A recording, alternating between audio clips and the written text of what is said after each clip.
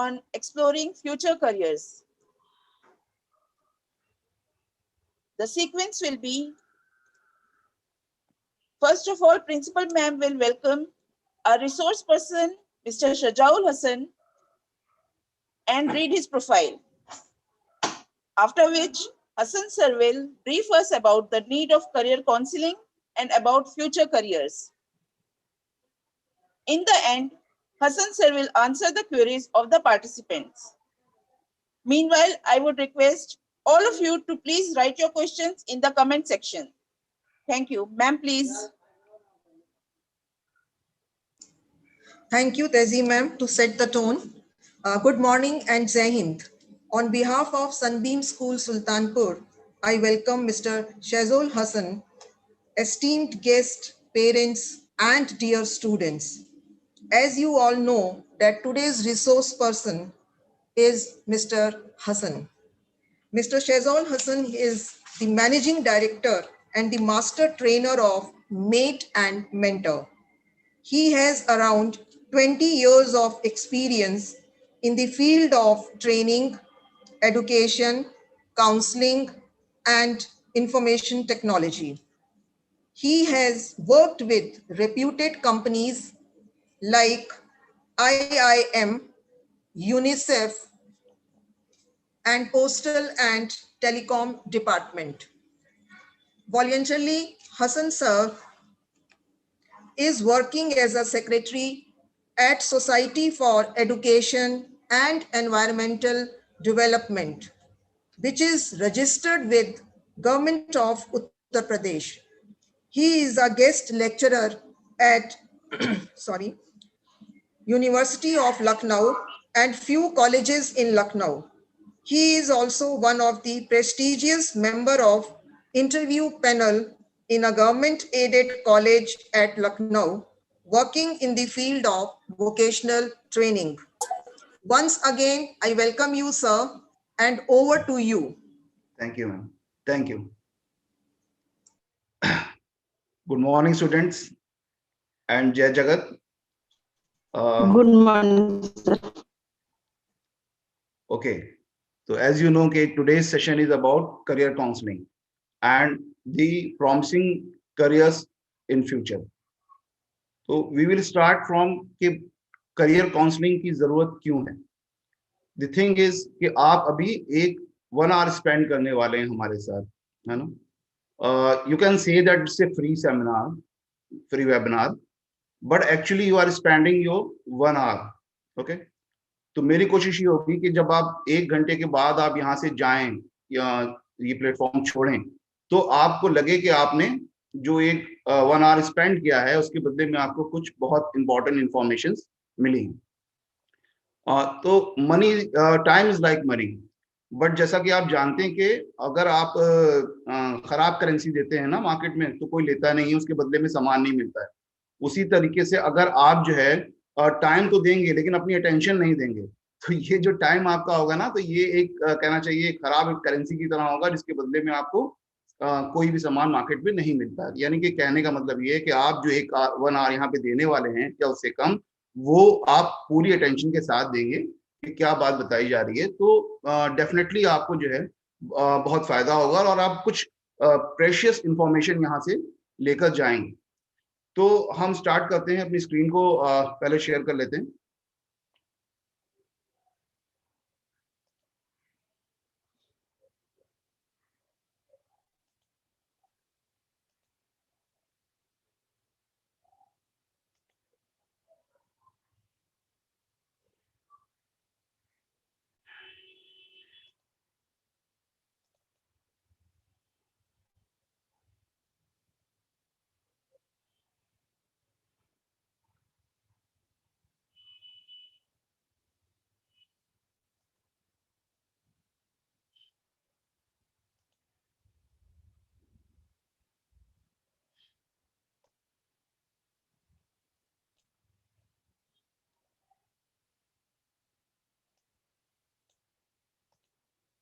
क्या स्क्रीन सब लोगों को दिखाई दे रही है?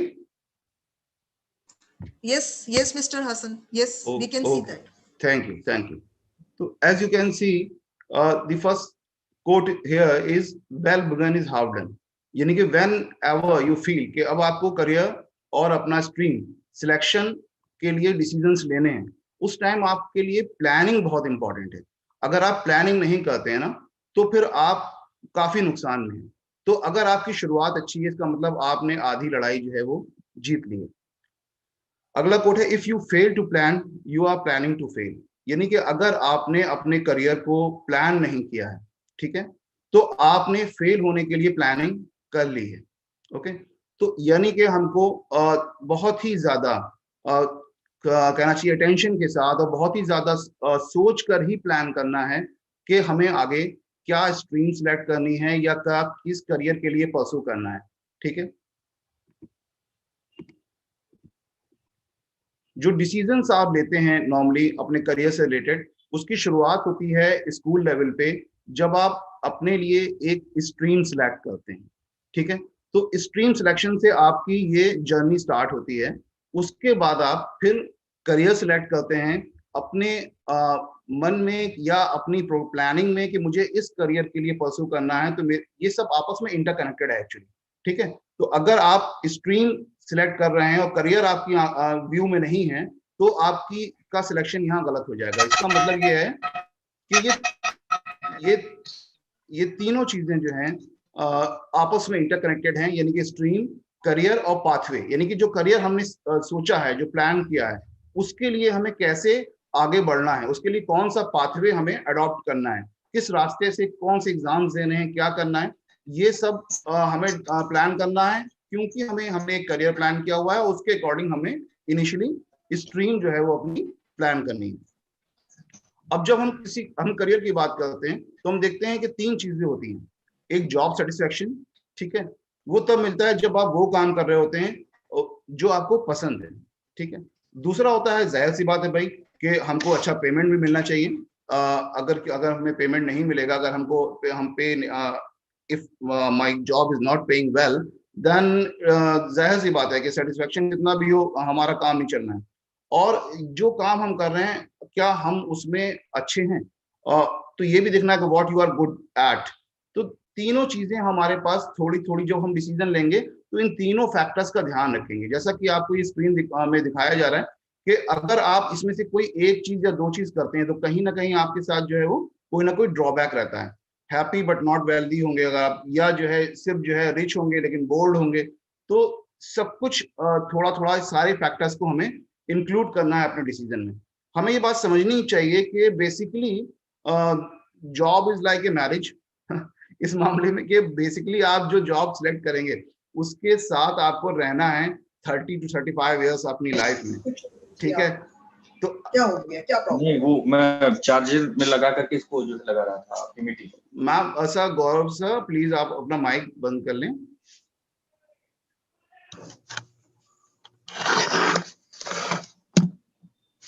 हाँ सर प्लीज माइक, हाँ थैंक यू। तो ये तीनों फैक्टर्स जो है वो हमारे लिए इंपॉर्टेंट रोल प्ले करते हैं, क्योंकि हमें बहुत लंबा टाइम अपनी जॉब के साथ रहना है। अब इसके लिए सबसे पहले इंपॉर्टेंट फैक्टर है मूंगली नहीं, ऐसा नहीं है, इस स्लाइड का अपना एक मतलब है। इसके बारे में तो सब लोगों को पता होगा, ये इमेज कहाँ से ली गई है। इट्स ए जंगल बुक, एक नॉवेल थी और उसके बाद जो है इसके ऊपर मूवी बनी है, एनिमेशन बना है। यहाँ पे आप देख रहे हैं कि मोंगली है ना, और आपका और कैरेक्टर्स हैं। ये स्लाइड मैंने यहाँ पे क्यों यूज करी है, बेसिकली अपने आप को पहचानना, identifying yourself is very important. Mowgli की जो है इस स्टोरी में आपको याद होगा, अगर आपने देखी है, बहुत ही फेमस स्टोरी है। तो उसकी जो परवरिश हुई थी, जो वो ब्रिंगअप जो हुई थी, वहां पे उसको एनिमल्स के साथ हुआ था। तो उसको बहुत सारी चीजें अपने अंदर बिल्कुल एनिमल्स वाली लगने लगी थी। वैसे ही कूदता था, वैसे ही फांदता था, वैसे ही सारे काम करता था, पेड़ से इधर से उधर। और mister Hassan, yes sir, Mr. Yes, Hassan, ma'am. Yes, we ma'am. are not able to hear you. Wait a minute, ma'am. Wait a minute.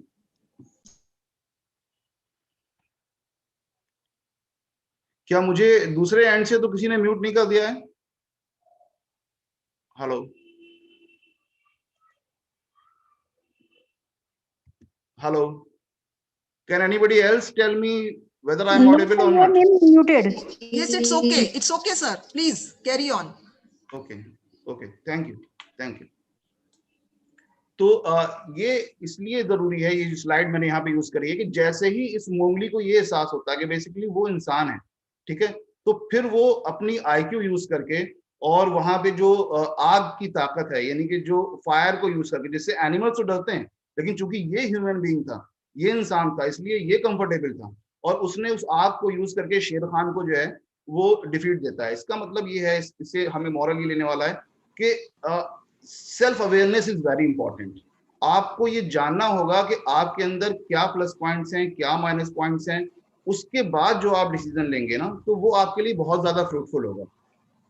अब बहुत से लोग कहते हैं करियर काउंसलिंग की जरूरत क्या है, ठीक है ना, करियर काउंसलिंग पहले तो नहीं होती थी क्या, पहले आईएएस नहीं बनते थे, आईपीएस नहीं बनते थे, इंजीनियर्स नहीं बनते थे, डॉक्टर्स नहीं बनते थे क्या, यही वाला ये लाइट कहाँ से है? तो ऐसा नहीं है।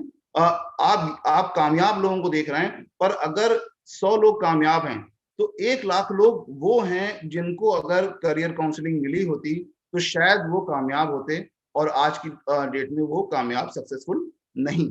अब हम लोग देखते हैं कि कुछ लोगों को जिन्होंने अपनी करियर की शुरुआत तो दूसरे तरीके से करी, लेकिन जैसे ही उनको रियलाइज हुआ, जैसे ही उनको लगा कि नहीं बेसिकली कुछ बने हो किसी और चीज के लिए, ठीक है, तो जैसे ही उन्होंने जो है वो उनके अंदर सेल्फ अवेयरनेस बहुत ज्यादा बढ़ी और उनको अपनी प्लस और माइनस समझ में आए, तो उन्होंने अपने करियर को बीच कहना चाहिए रास्ते में चेंज कर लिया।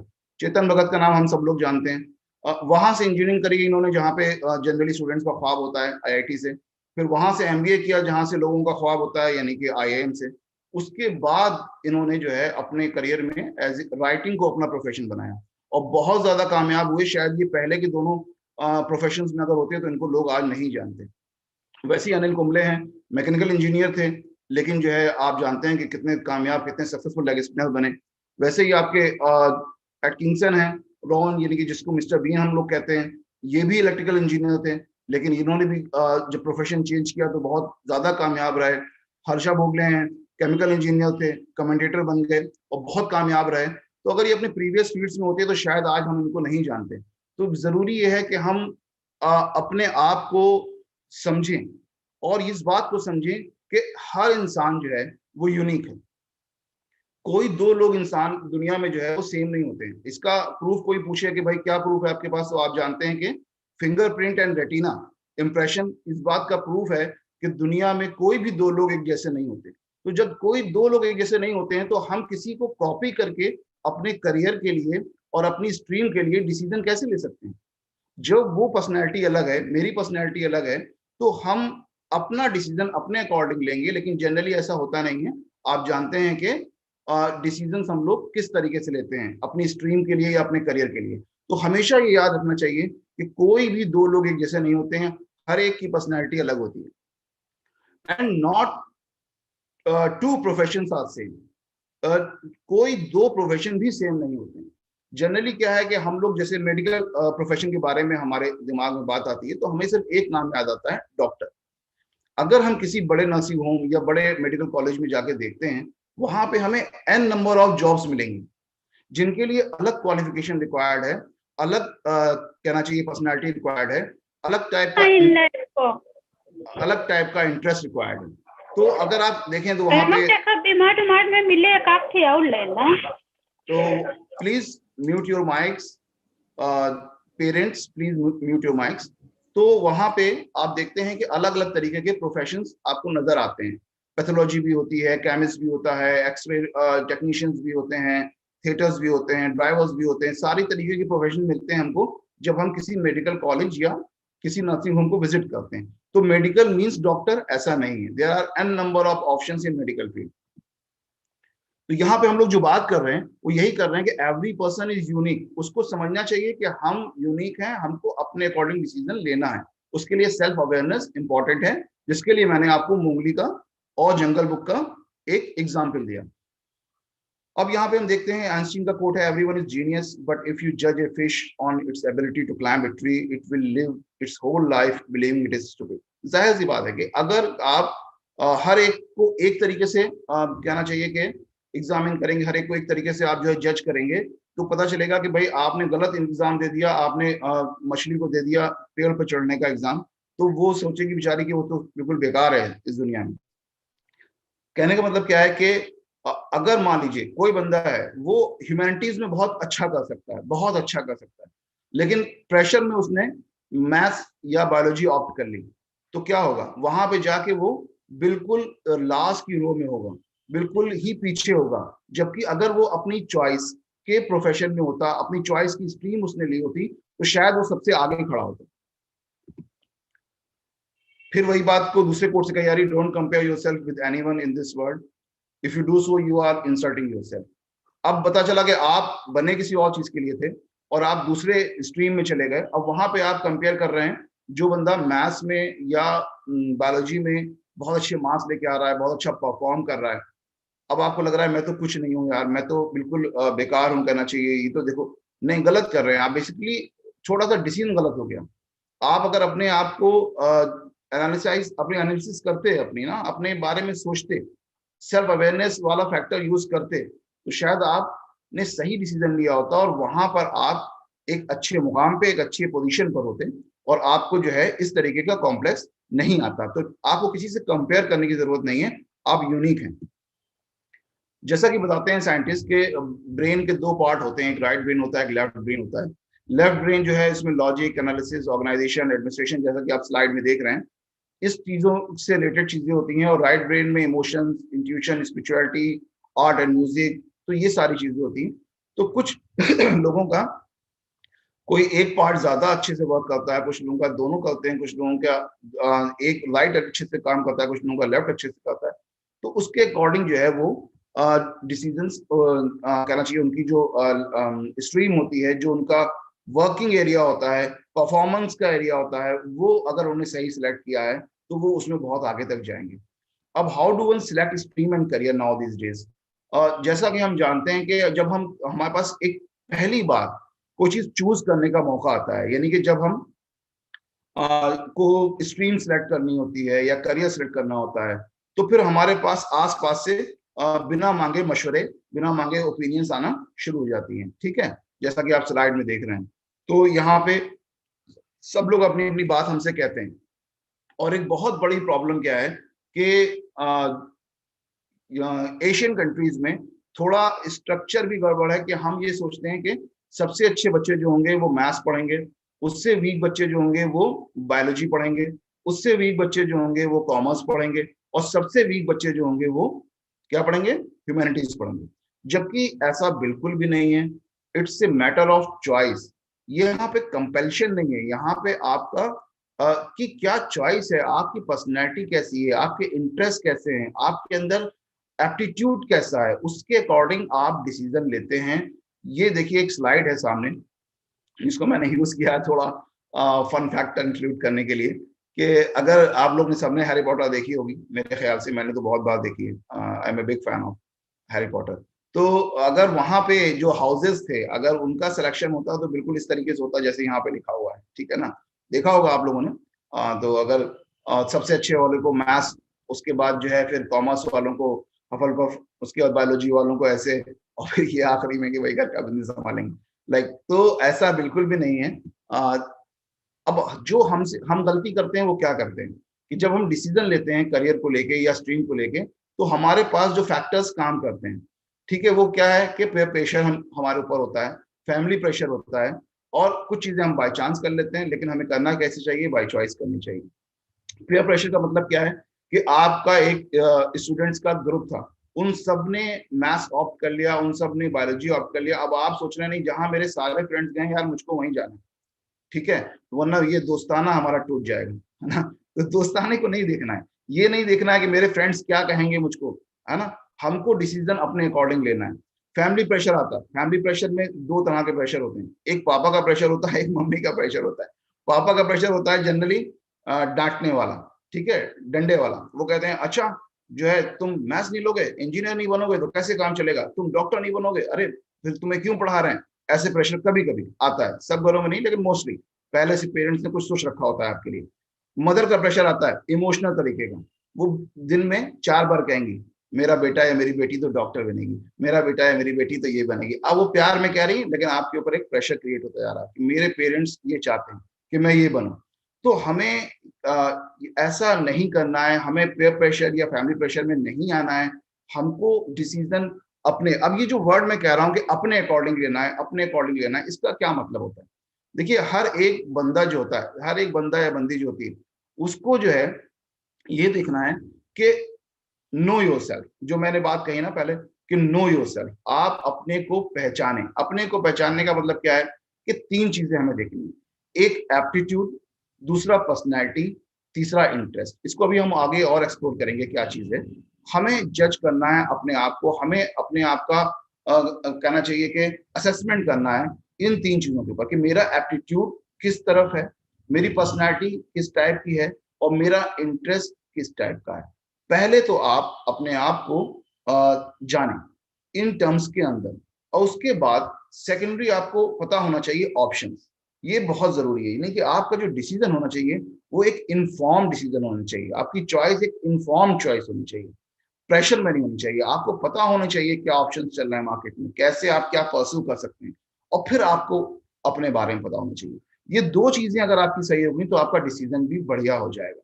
हाँ, इसमें एक चीज देखनी है, it's not always an easy option. कभी कभी क्या होता है कि हम जानबूझ के इजी ऑप्शन की तरफ भागते हैं, ठीक है। जैसे फॉर एग्जाम्पल हम कहते हैं कि हमको शाहरुख खान बनना है, ठीक है, हमको एक्टर बनना है, या हमको सचिन तेंदुलकर बनना है। उस टाइम पे हमने अपना एप्टीट्यूड नहीं देखा होता। बेसिकली हमारे अंदर वो कहना चाहिए कि एप्टीट्यूड है कि नहीं, हमारी पर्सनैलिटी वैसी है कि नहीं है, हमारा इंटरेस्ट वैसा है कि नहीं है, हमने ये नहीं देखा होता। हम ये सोचते हैं कि ये बहुत आसान है, ठीक है, पढ़ाई बहुत मुश्किल है, और शाहरुख खान बनना आसान है, ठीक है, तेंदुलकर बनना आसान। जबकि इसके ठीक उल्टा है। आप पूरी दुनिया में इंजीनियर्स सोचिए कितने होंगे, लाखों करोड़ों होंगे, ठीक है। आप पूरी दुनिया में डॉक्टर्स सोचिए कितने होंगे, लाखों करोड़ों होंगे, ठीक है। दुनिया छोड़ दिए, अपनी कंट्री में लाखों करोड़ों होंगे, अपनी कंट्री की बात करते हैं। पर अपनी कंट्री में टॉप सक्सेसफुल एक्टर्स कितने? बहुत गिनेंगे, बहुत गिनेंगे आप तो 25, 30, 40, हम करें चलिए 50 गिन लीजिए आप, 50 से ऊपर नहीं होंगे। टॉप क्रिकेटर्स जो इंडियन टीम में खेल रहे हैं कितने हैं? वैसे तो 2011 के बाद 13 होते हैं शायद, लेकिन आप आगे पीछे सब ऐड कर लिए, एक आगे आने वाली टीम जो फ्यूचर में आएगी, एक टीम जो पास में निकल गई, मल्टी सबको ऐड कर दिए तब भी 50 से ऊपर नहीं आएंगे।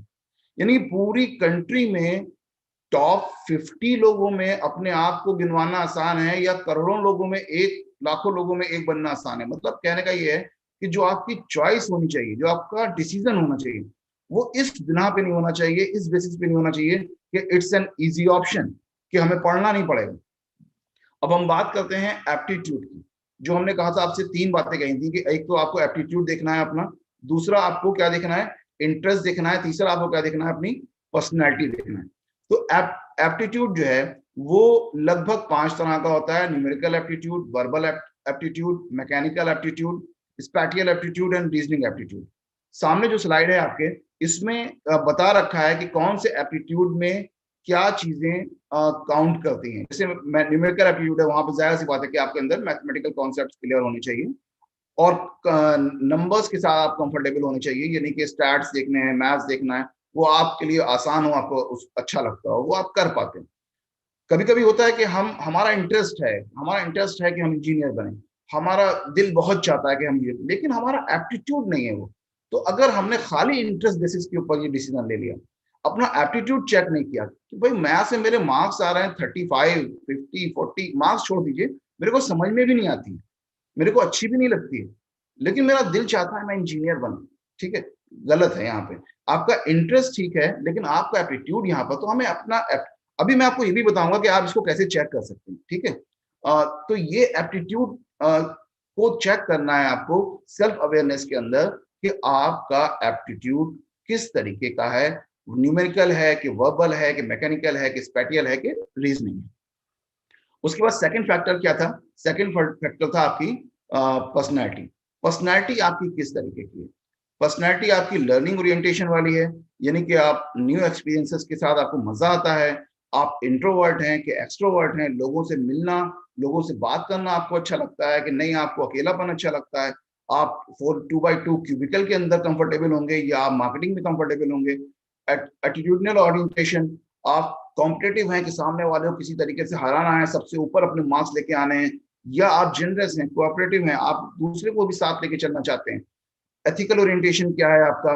और आपका इमोशनल ओरिएंटेशन क्या है। ये जो है आपकी पर्सनैलिटी के टाइप है। परेशान ना होइएगा, ये मत सोचिएगा कि काफी टेक्निकल हो रहा है। आपको मैं अभी टूल्स बताऊंगा जहां पे आप ये चीज आराम से अपनी फ्री ऑफ कॉस्ट चेक कर सकते हैं, ठीक है। जबकि आपको मैं बताऊं कि मार्केट में इसको चेक करने के लिए साइकोमेट्रिक टेस्ट आते हैं, और जो कंपनीज इसको कराती हैं वो काफी चार्ज करती हैं, 2000, 2500, 3000 ऐसे चार्ज करती हैं। मैं आपको फ्री सोर्स बताऊंगा, ठीक है। तो ये जो है आपका लर्निंग और ये आपका पर्सनालिटी के टाइप्स हैं।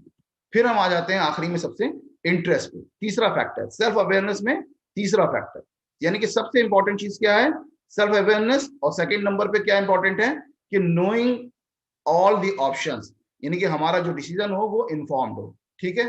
तो इंटरेस्ट क्या है, 6 तरीके की इंटरेस्ट जो है वो साइकोलॉजिस्ट ने बताए हैं। एक तो रियलिस्टिक है, डोर है जो हर काम खुद करना चाहता है। एक इन्वेस्टिगेटिव है, थिंकर है, सोचता है ज्यादा।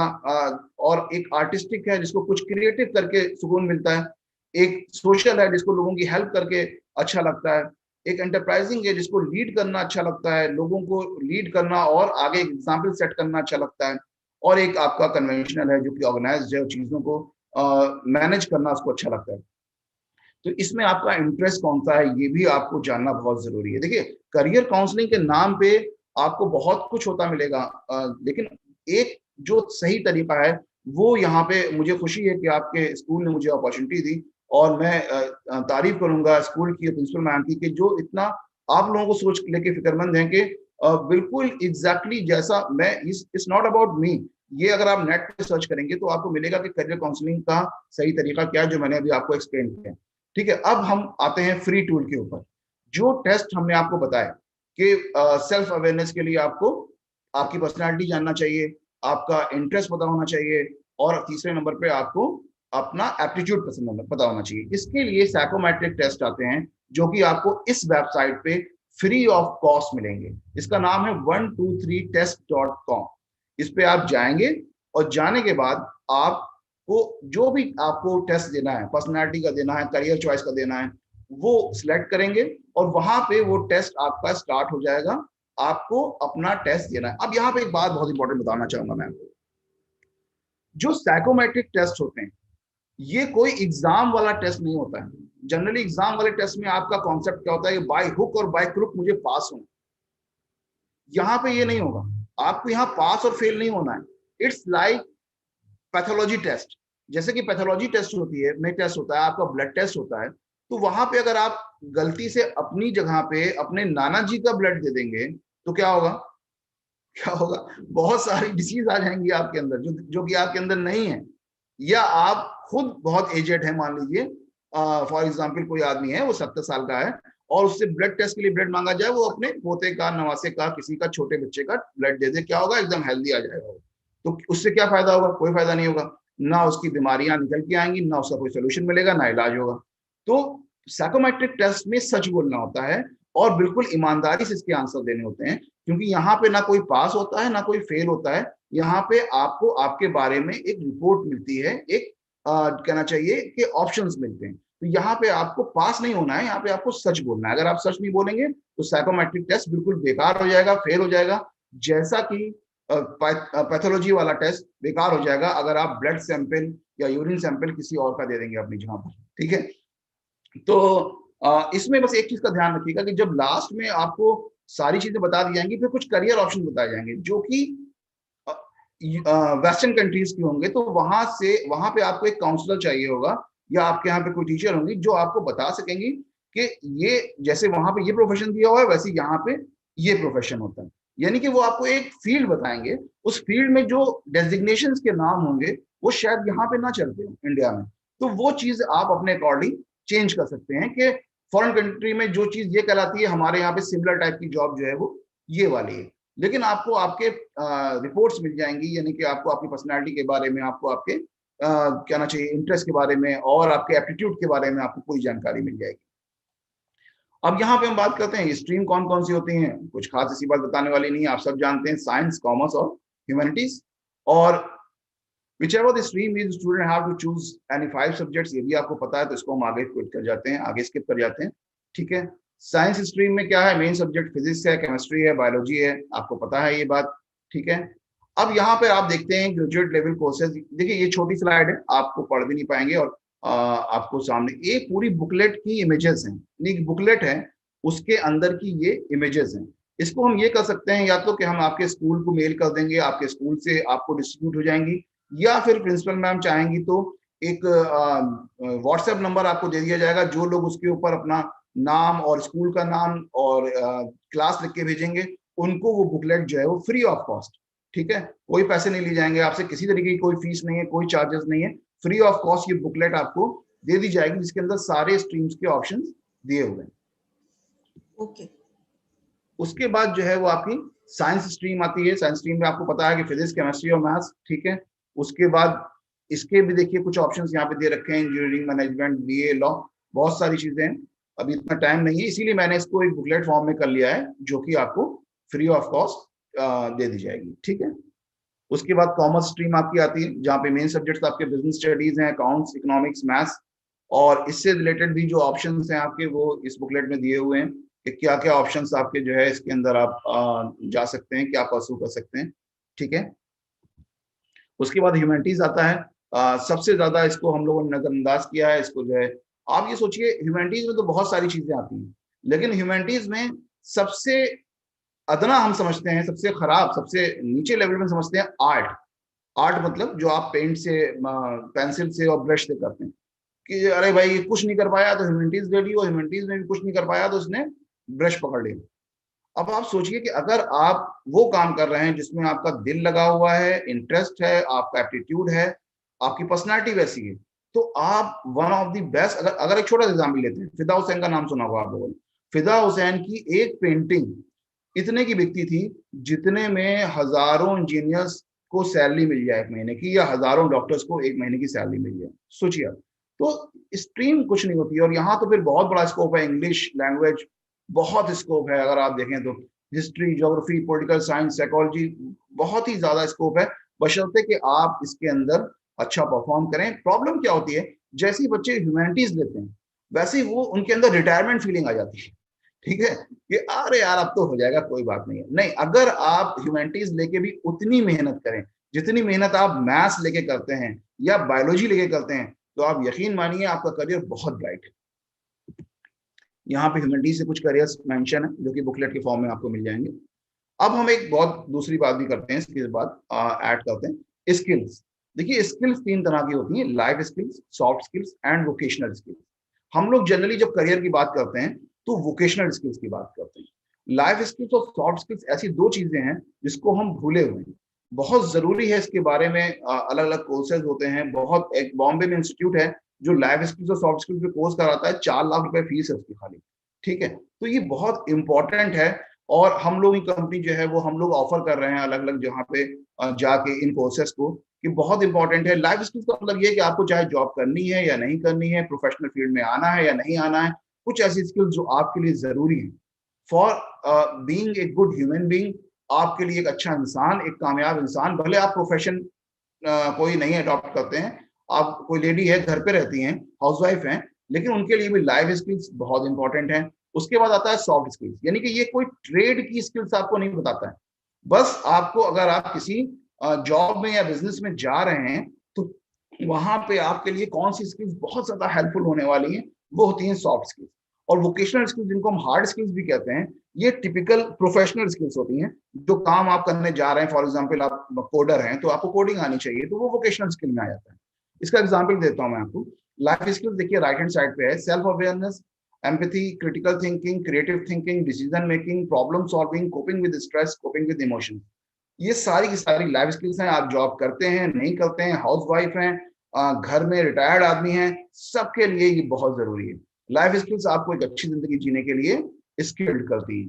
उसके बाद आपका आता है सॉफ्ट स्किल्स। जब आप प्रोफेशनल लाइफ में जाते हैं, चाहे बिजनेस करें या जॉब करें, वहां पे आप देखते हैं effective communication skills, body language, stress management, time management, interpersonal skills, intrapersonal skills, team building, self awareness, SWOT analysis, POSH, netiquettes, relational analysis, emotional intelligence, confidence building, grooming and appearance, body language, interview skills, social etiquettes, goal setting, GD preparation, interview preparation, ये सारे के सारे skills हैं जो कि आपके professional life के लिए बहुत ज्यादा हेल्पफुल हैं, चाहे आप हार्ड स्किल यानी कि वोकेशनल स्किल कोई भी अडॉप्ट करें।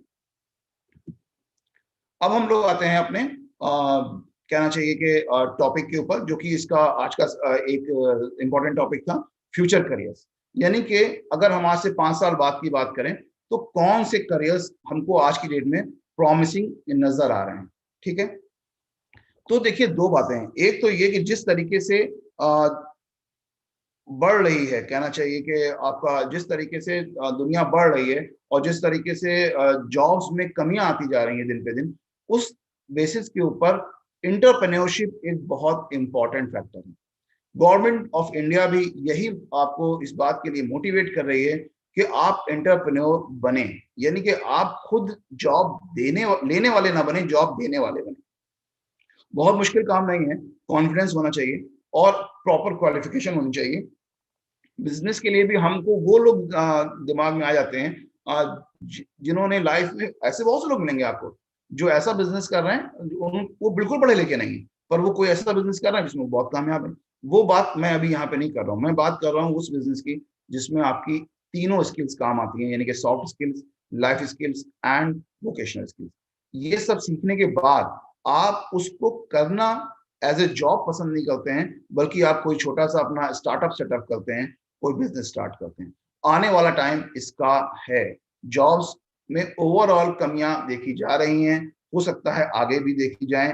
तो आप अगर अपने आप को एंटरप्रेन्योरशिप के लिए तैयार कर सकते हैं तो ये सबसे अच्छी बात होगी। लेकिन अगर आप नहीं कर सकते हैं, क्योंकि फिर वही बात आती है कि एंटरप्रेन्योरशिप के लिए भी आपको तीनों चीजें देखनी पड़ेंगी कि क्या आपकी पर्सनैलिटी वैसी है, क्या आपके अंदर वो एप्टीट्यूड है, क्या आपका इंटरेस्ट है। अगर नहीं है तो जाहिर सी बात है आपको ये ऑप्शन सिलेक्ट नहीं करना है। फिर बात आती है कुछ करियर जो आज भी हैं और कल भी रहेंगे। वक्त कितना ही बदल जाए, आईएएस होंगे, कंट्री चल रही है, आईएएस होंगे, आईपीएस होंगे, पीसीएस होंगे, सिविल सर्विसेज होंगी, डॉक्टर्स होंगे, इंजीनियर्स होंगे, लॉयर्स होंगे, और ये जॉब्स ऐसे ही चलती रहेंगी जैसे आज है। पर अभी हम लोग क्या डिस्कस करना चाह रहे हैं कि वो कौन सी फील्ड्स हैं जहां पे फ्यूचर में प्रॉस्पेक्ट्स ज्यादा है। आप एक काम कर सकते हैं, आप वेबसाइट, सभी लोग इंटरनेट यूज करते हैं, आप इंटरनेट पे जाके वर्ल्ड इकोनॉमिक फोरम की वेबसाइट पे जाके आप इस तरीके की एक लिस्ट वहां पे देख सकते हैं, जहां पे उन्होंने अपने काफी रिसर्च और इन्वेस्टिगेशन के बाद ये डिसाइड किया है, एक फाइनल उन्होंने एक रिपोर्ट निकाली है कि आने वाले वक्त में 2025 में किस चीज की डिमांड इंक्रीज होगी और किस चीज की डिमांड डिक्रीज होगी। आपकी स्क्रीन पे मैंने वो लिस्ट लगाई हुई है पीपीटी के अंदर, बट स्टिल अगर आप चाहें तो आपको ये वर्ल्ड इकोनॉमिक फोरम के ऊपर जाके ये लिस्ट मिल जाएगी। ठीक है, तो इसमें फिर वही बात है कि कुछ नाम ऐसे होंगे जो वेस्टर्न कंट्रीज के अकॉर्डिंग होंगे, वहां यहाँ पे आपको उसका भारतीयकरण करना होगा, यानी कि उस यहाँ पे उन जॉब्स को क्या कहते हैं, उन फील्ड्स की जॉब को, ये उसमें आपको कन्वर्ट करना होगा। अब हम बात करते हैं वो फील्ड्स जिनके अंदर बहुत प्रॉमिसिंग करियर आने वाले टाइम में हो सकता है, जिसमें सबसे पहला हम जगह देंगे डेटा साइंस को। यानी कि आप देख रहे हैं कि किस तरीके से डेटा बढ़ता ही चला जा रहा है। ठीक है, मतलब लोगों का डेटा, आज की डेट में डेटा इतना प्रेशियस है कि इसके लिए पूरी पूरी कंपनीज, पूरे पूरे प्लेटफॉर्म काम कर रहे हैं। फेसबुक, गूगल, सब कंपनीज क्या काम कर रही है, डेटा कलेक्ट कर रही है। डेटा के बेस के ऊपर वो आपके प्रोडक्ट को का एडवर्टाइजमेंट करती हैं। ठीक है, उसका जो है वो आपका प्रमोशन करती हैं, तो उनको पैसा किस बात का मिल रहा है कि उनके पास एक अच्छा डेटा है। इसी तरीके से कहीं पे भी आप चले जाएं, डेटा की इंपॉर्टेंस दिन पे दिन बढ़ रही है। तो डेटा की इंपॉर्टेंस बढ़ रही है, तो डेटा को मैनेज करने और डेटा के से इंफॉर्मेशन फैच करने और डेटा से जितने भी हम काम कर सकते हैं उनके से रिलेटेड जॉब्स भी बढ़ेंगी, जिसमें डेटा साइंस जो है वो एक इंपॉर्टेंट रोल प्ले करता है। और इसके अंदर बहुत सारी जॉब्स होती हैं।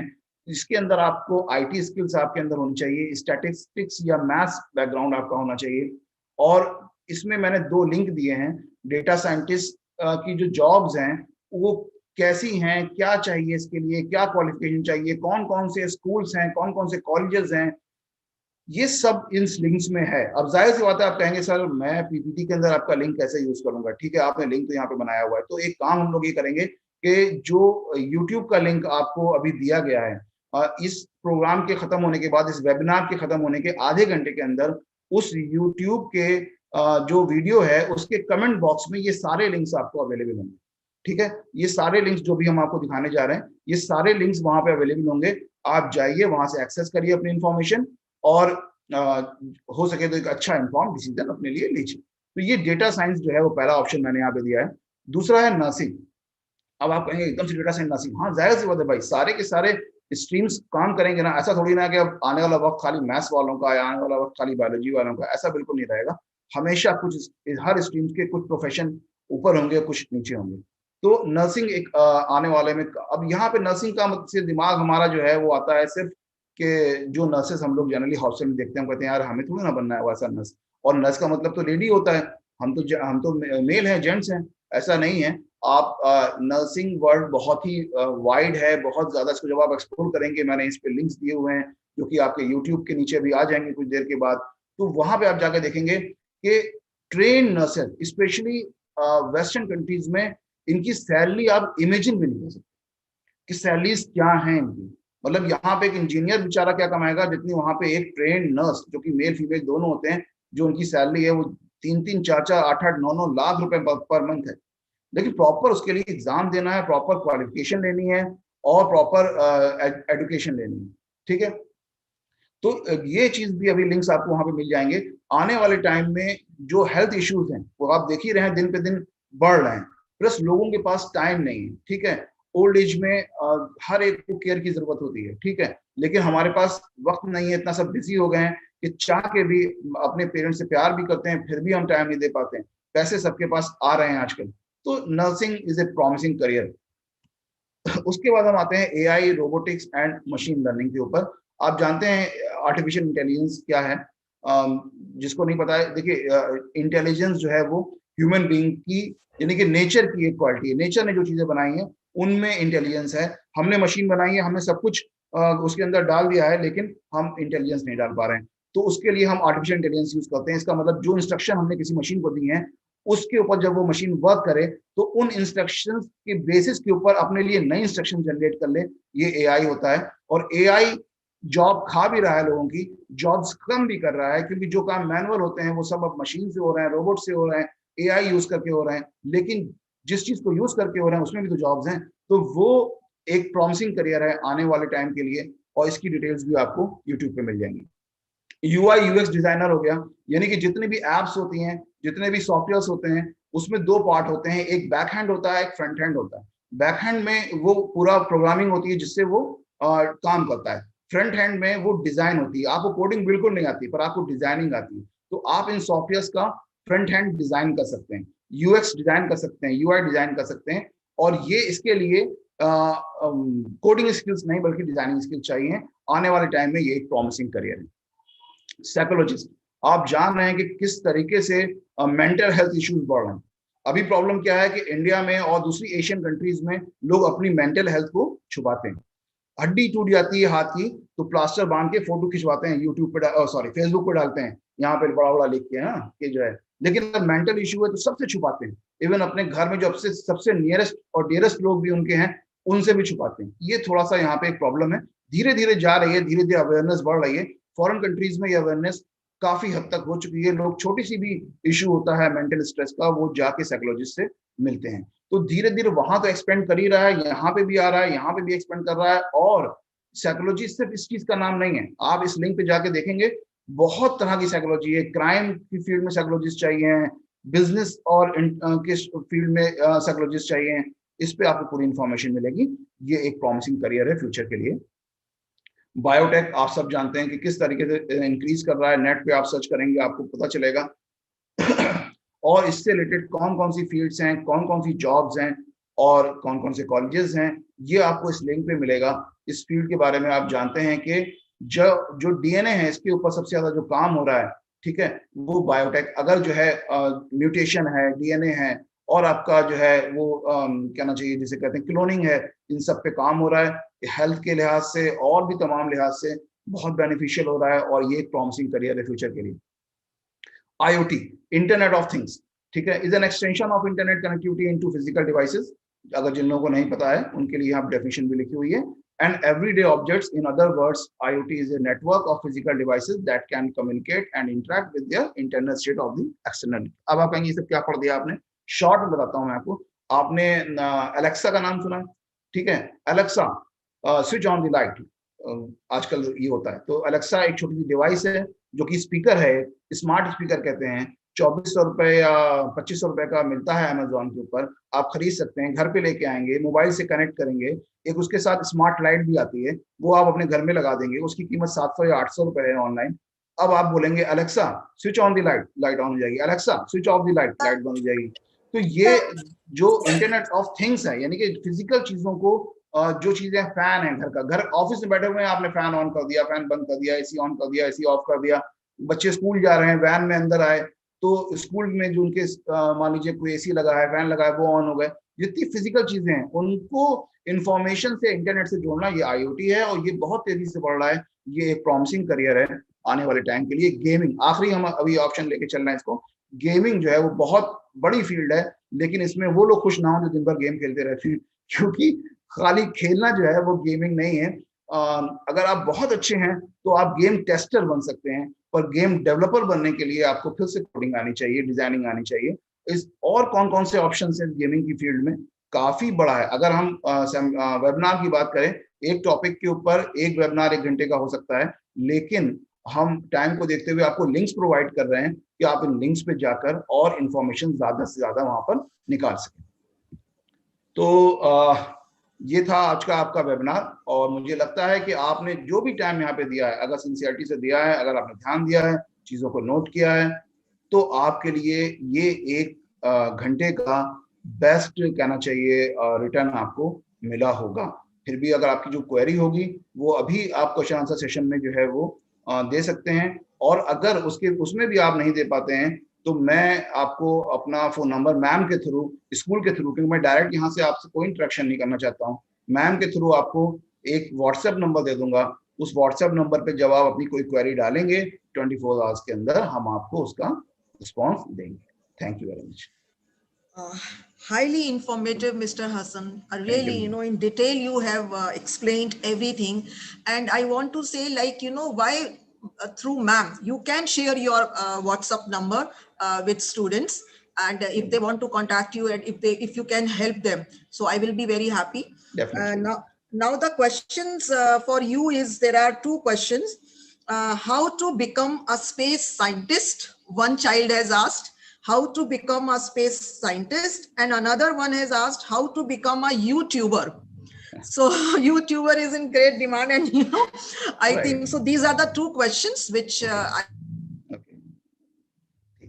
देखिए, सबसे पहले हम देखते हैं कि कोई भी जो करियर ऑप्शन हमारे पास होता है, उसके लिए जैसे मैंने कहा ना कि फुल्ली इन्फॉर्म्ड होना आपके पास, आपके लिए जरूरी है। और फुल्ली इन्फॉर्मेशन जो है, कंप्लीट इन्फॉर्मेशन आपको किसी भी एक क्वेश्चन आंसर सेशन में आंसर के फॉर्म में नहीं मिल सकती। क्यों? क्योंकि आपको क्या क्या चीजें जाननी है। सबसे पहले जाननी है कि ये एक फील्ड है। फॉर एग्जाम्पल, ये एक फील्ड है कि आपको स्पेस साइंटिस्ट बनना है। इस फील्ड के अंदर कौन कौन सी जॉब्स होती हैं, कौन कौन से डेजिग्नेशंस होती हैं, किस डेजिग्नेशन के लिए हमें कौन सा एग्जाम क्वालिफाई करना पड़ेगा, कौन से एग्जाम को क्वालिफाई करने के लिए सबसे अच्छी यूनिवर्सिटी या सबसे अच्छा कॉलेज फॉरेन कंट्री में कौन सा है। अगर हम फॉरेन कंट्री जाने की हैसियत में नहीं है, हम जा सकते हैं, तो हमारे इंडिया में, यानी हमारी अपनी कंट्री में, उसको करने के लिए कंप्लीट सबसे अच्छा कॉलेज कौन सा है, उसके बाद कौन से कोर्सेज हैं, फिर उसके बाद ये कि उसके लिए हमें 12th में सब्जेक्ट्स क्या परस्यू करने, ये कंप्लीट इंफॉर्मेशन है। तो मैं ये चाहूंगा आप प्लीज इसको जो है मेरे व्हाट्सएप नंबर पे भेज दीजिए। मैं कंप्लीट इंफॉर्मेशन, जिससे आप पूरी तरीके से सेटिस्फाइड हो, मैं आपको भेजूंगा इसके लिए। लेकिन अभी आपको, अगर क्योंकि आप 12th तक हैं, तो 12th ही या तो 9th में होंगे या 10th में, 11th 12th में, तो इसके लिए आपको स्ट्रीम अपनी जो है वो साइंस ही रखनी होगी और ह्यूमैनिटीज में नहीं जाना होगा अगर आपका ये। लेकिन फिर से वही बात है, एक नाम से अट्रैक्ट ना हो। ये एक नाम सबको अच्छा लगता है कि हाँ, जैसे फॉर एग्जाम्पल कुछ लोग क्या होता है कि मेरे कोई मिलने वाले अंकल जो है सीबीआई में है, अब मुझे बड़ा अच्छा लगा सीबीआई, मुझे भी सीबीआई जानी है। अरे भाई, आप ये देखो कि आपकी पर्सनालिटी वैसी है कि नहीं। एक फोन आया मुझे कि मेरी बेटी के लिए आप प्लीज करियर काउंसलिंग कर दीजिए, वो डॉक्टर बनना चाहती है। मैंने कहा सारी बातें पहले आप मुझे को ये बताओ कि वो खून देख के डरती तो नहीं है, अरे बोले ये ना कहिए, खून देख के तो बेहोश हो जाती है वो। तो मैंने कहा जब खून देख के, ब्लड देख के बेहोश हो जाती है तो कैसे बनेगी, उसकी पर्सनैलिटी नहीं है डॉक्टर के लायक। तो कहने का मतलब यही है कि पहले आप बहुत ही कूल माइंड से सोच लीजिए कि बेसिकली आप सेल्फ अवेयरनेस, कि आपका इंटरेस्ट, आपकी पर्सनैलिटी, आपका एप्टीट्यूड है नहीं है, और फिर आप मुझे क्वेरी भेजिए, मैं आपको डिटेल इन्फॉर्मेशन के बारे में दूंगा। यूट्यूबर के लिए भी यही है कि यूट्यूबर समझ लीजिए कि इस टाइम बाढ़ आई हुई है यूट्यूबर्स की, आप देखेंगे इसके ऊपर। और यूट्यूब ने भी जब देखा कि अच्छा बहुत लोग परेशान कर रहे हैं हमको, तो उन्होंने क्या किया, अपने सारे स्टैंडर्ड्स बहुत हाई कर दिए। पहले क्या था, बहुत कम व्यूज के ऊपर बहुत वो पैसा देना शुरू कर देते थे। अभी क्या उन्होंने इतने सारे यूट्यूबर्स हो गए कि उन्होंने बहुत ऊपर कर दिए अपने स्टैंडर्ड्स। वहां तक पहुंचना बहुत आसान नहीं है, लेकिन फिर भी नामुमकिन भी नहीं है। आप अगर कोई अच्छा टॉपिक पकड़ते हैं जिसके बारे में लोग सुनना चाहते हैं, तो वो आप पहले टॉपिक सिलेक्ट कर लीजिए।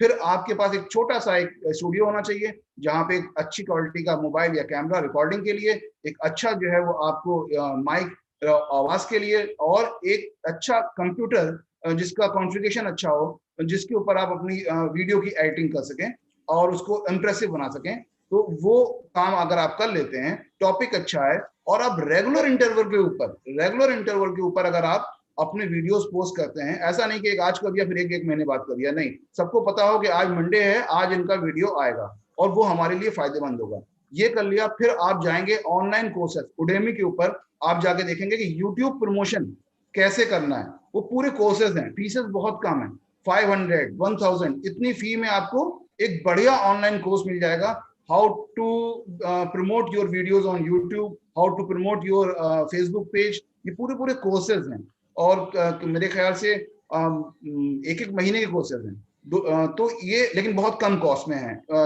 उडेमी जैसी साइट्स के ऊपर। वो आप करेंगे तो आपको, और इसके रिलेटेड और जो इन्फॉर्मेशन चाहिए आप मुझे व्हाट्सएप करिए, मैं आपको डिटेल में इसके जितने भी लिंक्स वगैरह हो सकते हैं पॉसिबल, वो मैं भेजूंगा। Thank you, Mr. Hassan. Now there is no more question. I believe they are going to send you on your WhatsApp number. So please share your WhatsApp number there also. I mean in that chat box. Okay. And now there is one more. Sorry, sir. Now there is one more question I have just received. How to become content creator?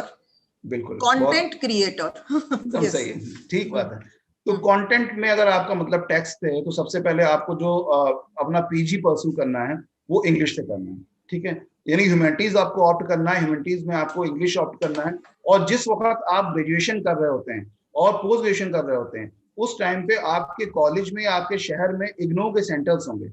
आप इग्नो में other exams हैं जिनको आप writing skills के लिए use कर सकते हैं, और वो मतलब कहना चाहिए कि इंटरनेशनली एक्सेप्टेबल कोर्सेज हैं, ठीक है, सबको पता है इग्नो के बारे में। तो जब आप वहां से कोई कोर्स करते हैं उसकी इंपॉर्टेंस होती है, तो आप अपने ग्रेजुएशन और पोस्ट ग्रेजुएशन के साथ वो वाले कोर्सेज कर सकते हैं। और फिर ऑनलाइन, मैं बार बार नाम लेता हूँ, उडेमी का मैं कोई ऐड नहीं कर रहा हूँ, बहुत सारी साइट्स हैं इस तरीके की जहाँ पे ऑनलाइन कोर्सेज मौजूद हैं। वहां पे आप अपनी पसंद के कोर्सेज चूज करिए, कंटेंट राइटिंग से रिलेटेड बहुत सारी आपको इन्फॉर्मेशन मिलेगी। और जैसे ही आप अपना पीजी करके बाहर निकलेंगे, तो आपका पीजी होगा उसी सब्जेक्ट से, आपके पास इग्नो का डिप्लोमा होगा, आपके पास ऑनलाइन कोर्सेज होंगे, और साइड में आप अपने स्कूल की मैगजीन वगैरह का, जैसे अभी मेरी बेटी है वो आईटी में पढ़ रही है, तो उसने उसको वहाँ पे जो है एडिटोरियल बोर्ड का जो है वो चीफ एडिटर बनाया गया है।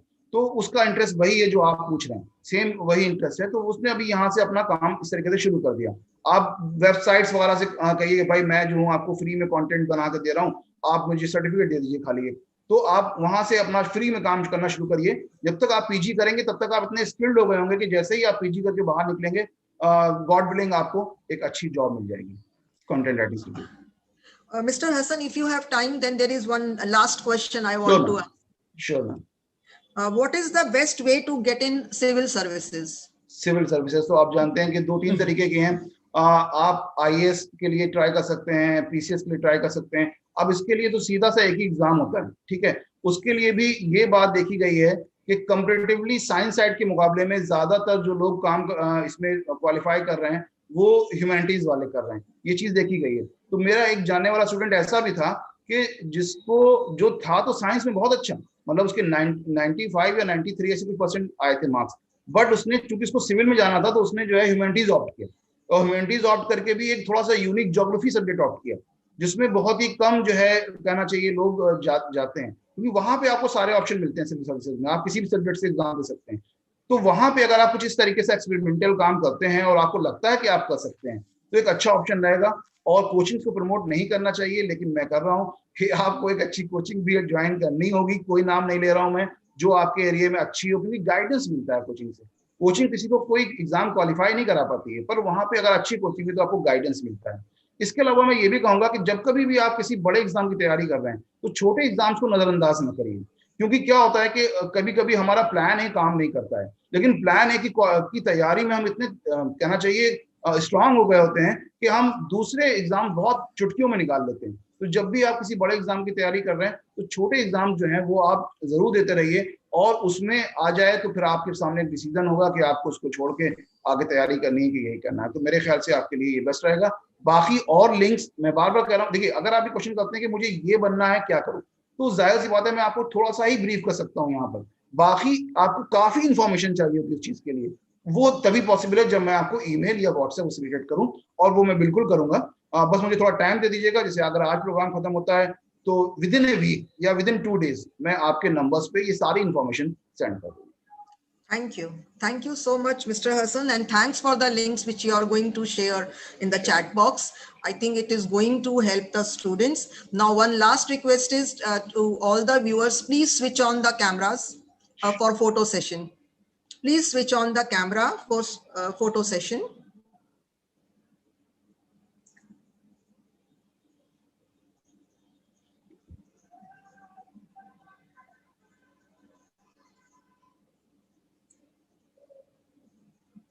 Kiran ma'am, if you can switch off the camera. Yes.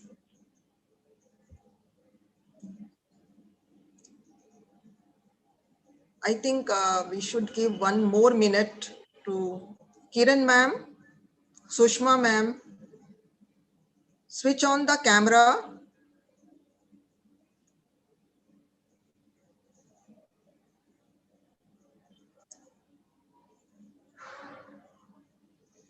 Yes. Yes, Avisha ma'am, please do the honor.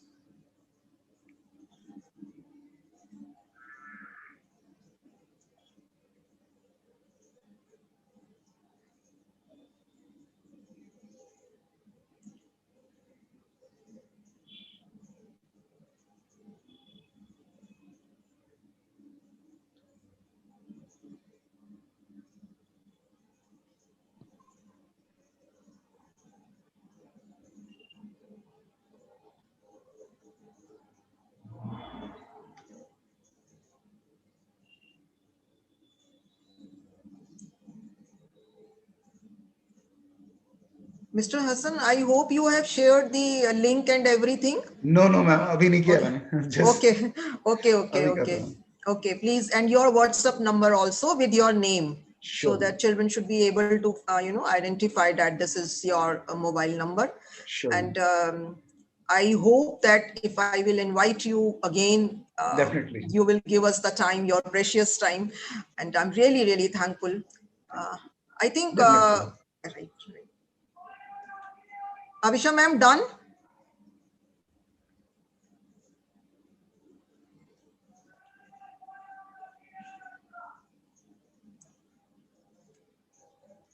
Kusum ma'am, if you can do it, do that. Photo, right?